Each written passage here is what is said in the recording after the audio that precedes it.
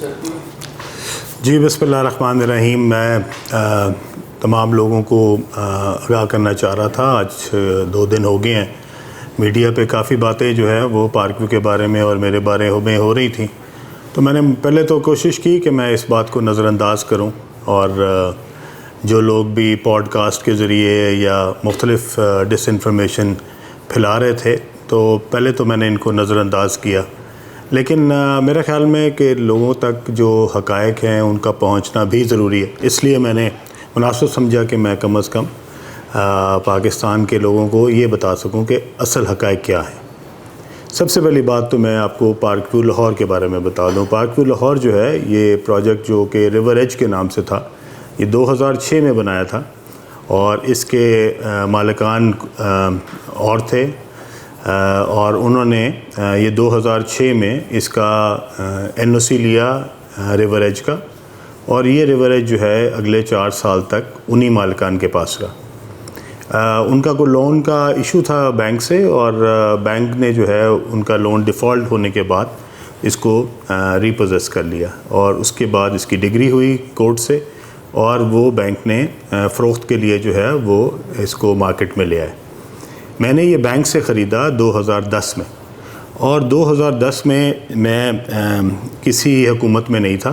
2010 में मैं अपोजिशन में था, और 2010 में जब मैंने ये ख़रीदा तो इसकी तमाम तर NOCs, वो LDA की हो, वासा की हो, वापडा की हो, सुई गैस की हो, वो तमाम तर NOCs जो हैं उसके साथ मैंने ये ख़रीदा था प्रोजेक्ट। और ये रिवर एज के नाम से था, और उसके बाद मैंने इसको अपने ब्रांड के पार्क व्यू के नाम से इसको जो है वो कन्वर्ट किया। और अल्हम्दुलिल्लाह 2010 से लेके 2025 तक, पिछले 15 साल में ये एक बहुत ही सक्सेसफुल, बहुत ही खूबसूरत, बहुत ही अच्छा प्रोजेक्ट है, जो कि हज़ारों की तादाद में मेंबरान को बेहतरीन जो सहूलियात है वो फ़राहम कर रहा है। जो लोग यहाँ पे रहते हैं उनको भी इसका अंदाज़ा है, और जो लोग यहाँ पे अपने दोस्तों को, अजीज़ों को मिलने आते हैं उनको भी इस बात का अंदाज़ा है।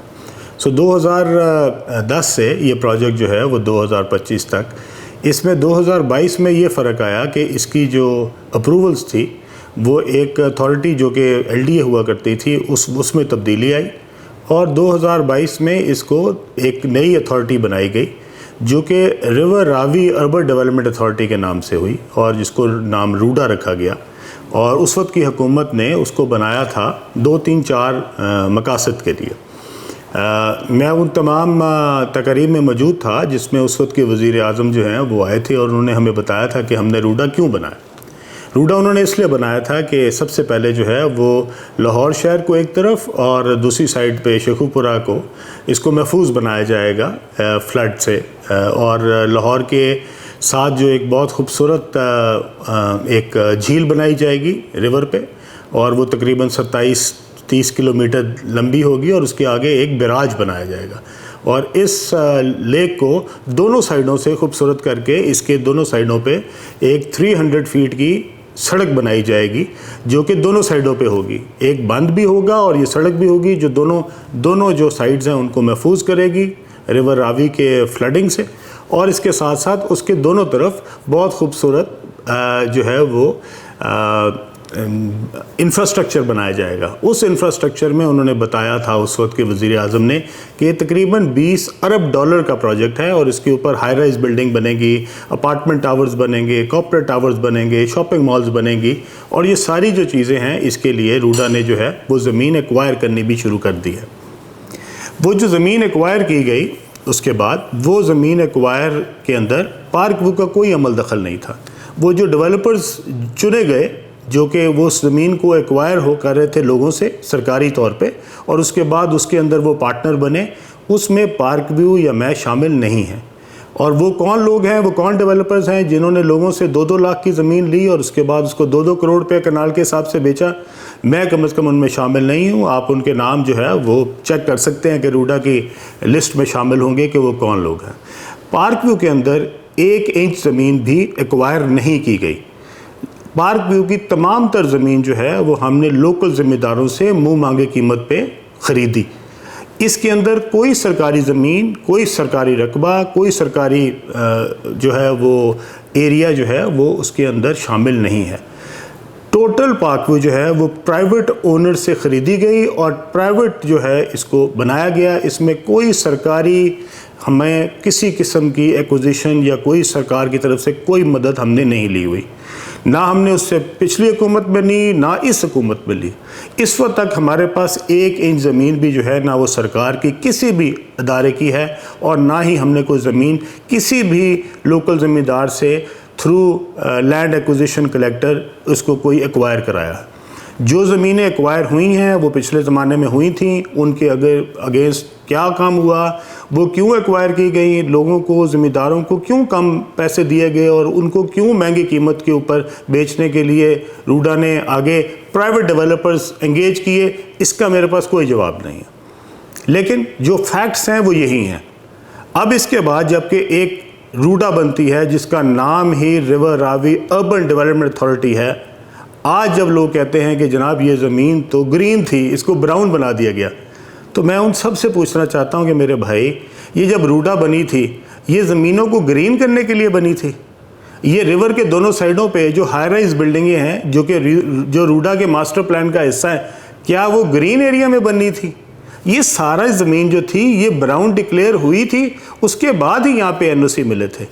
रूडा ने ये तमाम तर रिस्पॉन्सिबिलिटी इसको महफूज करने की, इसके ऊपर सड़कें बनाने की, इसके ऊपर झील बनाने की, इस पे बैराज बनाने की, इसको सैलाब से महफूज करने की, इसके सीवर की, इसकी बिजली के कनेक्शंस की, ये सब जिम्मेदारी रूडा ने ली और रूडा ने इसके अगेंस्ट हमसे फ़ीस चार्ज की।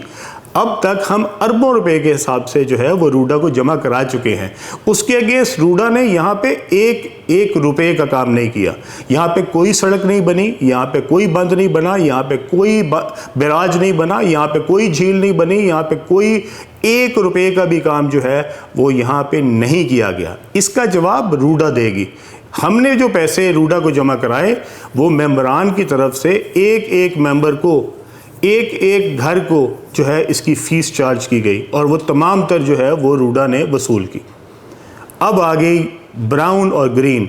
ये रकबा जब से रूडा बनी है ये कभी भी ग्रीन नहीं था, ये सारा रकबा ब्राउन था, इसीलिए ही रूडा बनी थी। अदरवाइज़ इसको सिर्फ इसलिए नहीं बनाया गया कि यहाँ पे जंगलात लगाने थे या यहाँ पे बागात लगाने थे, यहाँ पे कमर्शियल एरियाज़ बनने थे, यहाँ पे हाई राइज बननी थी। अगर रूडा के कमर्शियल एरियाज़ बन सकते हैं और अगर इस ज़मीन के ऊपर रूडा शॉपिंग मॉल्स बना सकती है या प्राइवेट डेवलपर्स मिल के इकट्ठे करके इसके ऊपर जो है वो अपने शानदार मंसूबे बना सकते हैं, तो पार्कव्यू अपने 5 मरले के मकान क्यों नहीं बना सकती? मुझे नहीं समझ आई कि ये सब लोग जो मेरे ऊपर इल्ज़ाम लगा रहे हैं, किस चीज़ का इल्ज़ाम लगा रहे हैं? हमने कौन सा काम गलत किया? क्या हमने मेरे प्रेशर की वजह से वो ब्राउन जो है वो जो ग्रीन था वो ब्राउन हुआ? ये तो जनाब उस वक्त के मुंतखब वज़ीर आज़म ने ये फ़ैसला किया था और वो इस पर बड़ा जो है वो बड़ा प्राउड फील करते थे और उन्होंने इसके लिए बाकायदा कैंपेन की। वो बाकायदा एक ऐड में भी आए और वो ऐड जो है वो रूडा ने चलाया, जिसके अंदर उन्होंने बड़े अपने फ़ख्र से कहा था कि मैं ये $20 अरब का प्रोजेक्ट लॉन्च कर रहा हूँ। और उसके लिए उन्होंने वहाँ पे जाके ख़ास तौर पे ग्राउंड ब्रेकिंग की। उस फंक्शन में मैं भी बैठा था और अगर आप उसकी क्लिपिंग निकालें तो उन्होंने ख़ास तौर पे मेरा जिक्र भी किया वहाँ पे। तो इसलिए मैं अपने तमाम दोस्तों से कहना चाहता हूँ कि एक चीज़ एक मुश्किल वक्त हो तो किसी दोस्त के लिए अगर आप कोई अच्छाई नहीं कर सकते तो उसके लिए इतनी, मेरे ख्याल में इस कदर इस लेवल तक जाके उसको क्रिटिसाइज़ करना जबकि फैक्ट्स का आपको पता भी ना हो, ये बहुत ज़्यादती है। और मेरे ख्याल में उन तमाम पॉडकास्टर्स को जिन्होंने शायद इससे कुछ पैसे तो ज़रूर बना लिए होंगे, लेकिन उनको कम अज़ कम इसका वर्जन, इसके बारे में हक़ाइक़, इसके बारे में तमाम तर जो मालूमात है वो पहले लेनी चाहिए थी।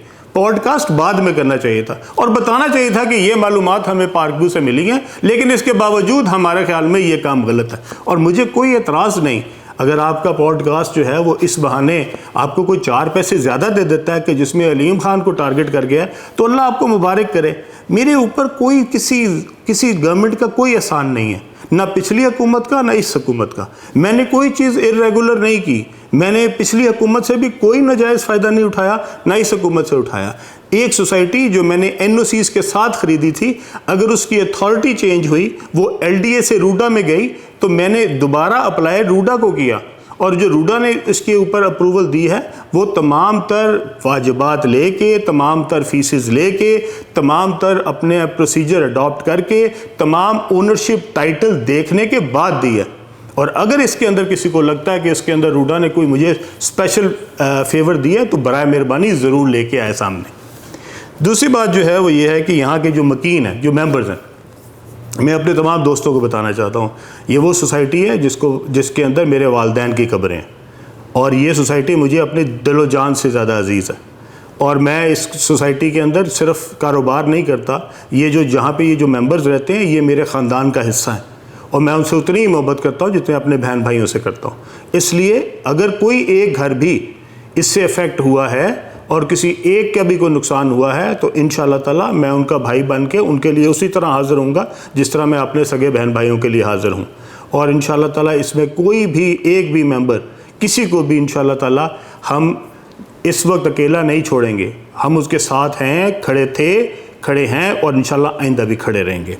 इसलिए पूरे पाकिस्तान में तबाही मची हुई है, सैलाब पूरे पाकिस्तान में लोगों के घरों को तबाह कर रहा है। बराए मेहरबानी मेरी आपसे गुजारिश है, ये जितने हमारे पॉडकास्ट दोस्त हैं कि आप अब ये पकड़ के उन इलाकों में चले जाएं जिनका पुरसाने हाल कोई नहीं। ये मेंबर के लिए अलीम खान मौजूद है, इन मेंबर्स के ऊपर उनका भाई मौजूद है, इनकी तो देखभाल मैं कर लूँगा। अब बाकियों के लिए आप ज़रा माशाल्लाह में निकलें और पूरे पाकिस्तान में जो सैलाब से तबाहकारियाँ हो रही हैं, जो लोगों के बेचारे बेघर हुए हैं, जिनके पास वहाँ पे ना रहने के लिए रहा है ना कोई खाने के लिए रहा है, बराए मेहरबानी अब उनकी जाके निशानदेही करें और उनको लोगों को दिखाएँ।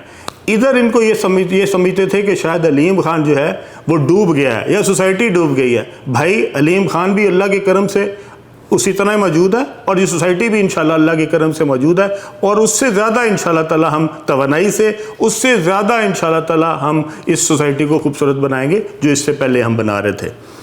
इसके साथ वो लोग जिनका काम सवाए नेगेटिव फैलाना है, मैं उनसे कहना चाहता हूँ कि अगर कोई लोग मुश्किल में हों, कोई मेंबरान मुश्किल में हों, कोई लोगों पे कोई अल्लाह की तरफ से मुश्किल आई हो तो इस मौके के ऊपर कोशिश ये करनी चाहिए कि आप किसी की हेल्प करें, किसी के लिए मददगार साबित हो। और अगर आप इस मौके के ऊपर समझते हैं कि आपने कोई पुराना स्कोर था जो कि बराबर करना है या आपका हसद जो है वो आपको मजबूर कर रहा है कि आपने ज़रूरी पॉडकास्ट के ज़रिए अपने जो अंदर के आपके जज्बात है वो निकालने हैं, तो अल्लाह आपको मुबारक करे, अल्लाह आपको कोई तौफीक दे कि अल्लाह आपको जो है वो कोई समझ दे, अल्लाह आपको बेहतर कर दे कि आप लोगों के मुश्किल में तमाशा बनाने की बजाय और हंसने की बजाय आप किसी लोगों के साथ खड़े हो सकें और उनके मुश्किल वक्त में उनके लिए आसानी का बायस बन सकें। अल्लाह ताला हम सब का हामी नासिर हो। अल्लाह ताला पाकिस्तान को जितने भी आफात हैं अल्लाह ताला उनसे महफूज रखे। ये जितने लोग इस वक्त पाकिस्तान में सैलाब की तबाहकारियों की वजह से परेशान हैं, अल्लाह ताला इनके ऊपर ख़ास रहम फरमाए और इंशाअल्लाह ताला मेरे बस में जो कुछ मुमकिन होगा इंशाअल्लाह ताला ना सिर्फ पार्क व्यू के मेंबरान के लिए बल्कि पूरे पाकिस्तान के लिए मैं जहाँ जहाँ जा सका, जहाँ जहाँ मेरी फाउंडेशन काम कर सकी, इंशाअल्लाह ताला मैं ज़रूर करूँगा। आप सबका अल्लाह हाफ़िज़ व नासिर हो। बहुत शुक्रिया।